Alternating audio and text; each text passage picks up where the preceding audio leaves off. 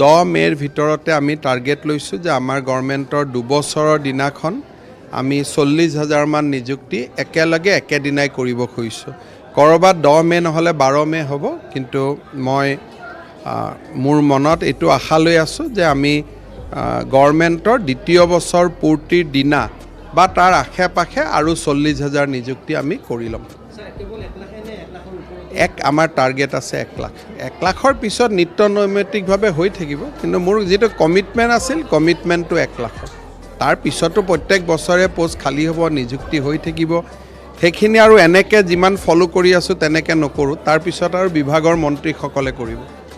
10 মে'ৰ ভিতৰতে আমি টাৰ্গেট লৈছোঁ যে আমাৰ গভৰ্ণমেণ্টৰ 2 বছৰৰ দিনাখন আমি 40,000 মান নিযুক্তি একেলগে একেদিনাই কৰিব খুজিছোঁ।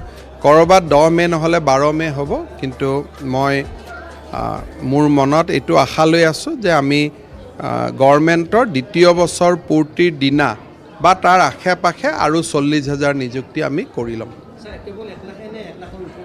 আমাৰ টাৰ্গেট আছে 1 লাখ। 1 লাখৰ পিছত নিত্য নৈমিত্তিকভাৱে হৈ থাকিব, কিন্তু মোৰ যিটো কমিটমেণ্ট আছিল কমিটমেণ্টটো 1 লাখৰ। তাৰ পিছতো প্ৰত্যেক বছৰে পোষ্ট খালী হ'ব, নিযুক্তি হৈ থাকিব। সেইখিনি আৰু এনেকৈ যিমান ফ'ল' কৰি আছোঁ তেনেকৈ নকৰোঁ, তাৰপিছত আৰু বিভাগৰ মন্ত্ৰীসকলে কৰিব।